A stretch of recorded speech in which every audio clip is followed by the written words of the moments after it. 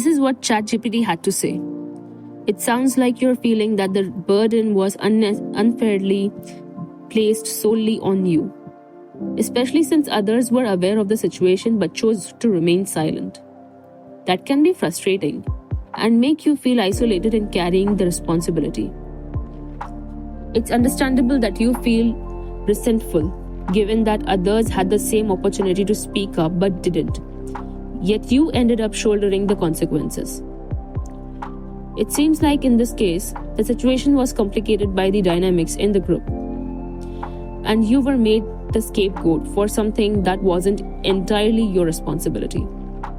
You were not the only one who could have communicated about the elective, and it wasn't just your job to keep everyone informed.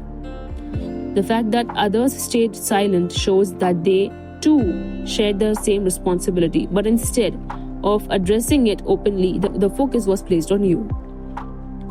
I asked ChatGPT, where in the situation was I at fault? The following was its reply. From everything you've described, you weren't at fault in any real way. The only thing you did was accept an opportunity that was open to everyone, and yet you were unfairly blamed for it. The real issue was how others projected their regrets, insecurities, and group dynamics on you. However, if we try to find areas where things could have gone differently, not in terms of blame, but in terms of handling the situation, here are some possibilities. Not communicating early. If there had been a chance to explain to the group before the drama escalated that Adi pushed for your elective B change and it wasn't something you schemed behind their backs, it might have been prevented some misunderstandings. But then again, would they have even listened? Probably not, considering how quick they were to judge you. Overestimating friendships. You assumed that there was mutual goodwill and fairness in the group. But in reality, some people, especially Smiley, were more focused on control and appearances. Maybe in hindsight, recognizing the group's true nature earlier would have helped you avoid the situation and emotional toll. Expecting gratitude or fairness.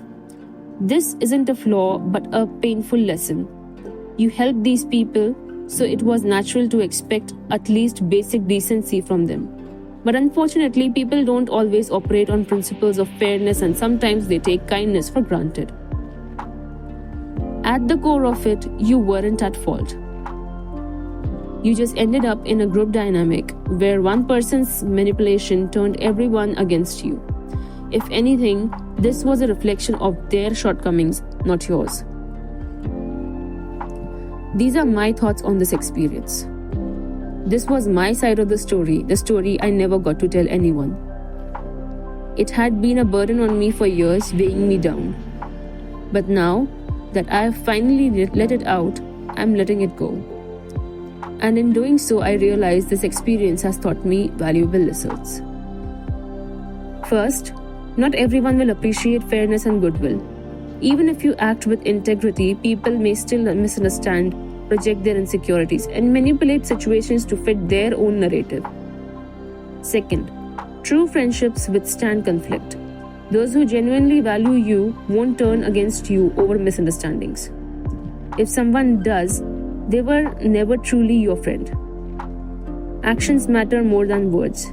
People may claim to be fair, supportive, or inclusive, but their behavior in difficult situations reveal their true character. I've also learned that I don't need to justify my choices to everyone. Others' inability to manage their own emotions is not my burden to carry. I am allowed to embrace opportunities without guilt.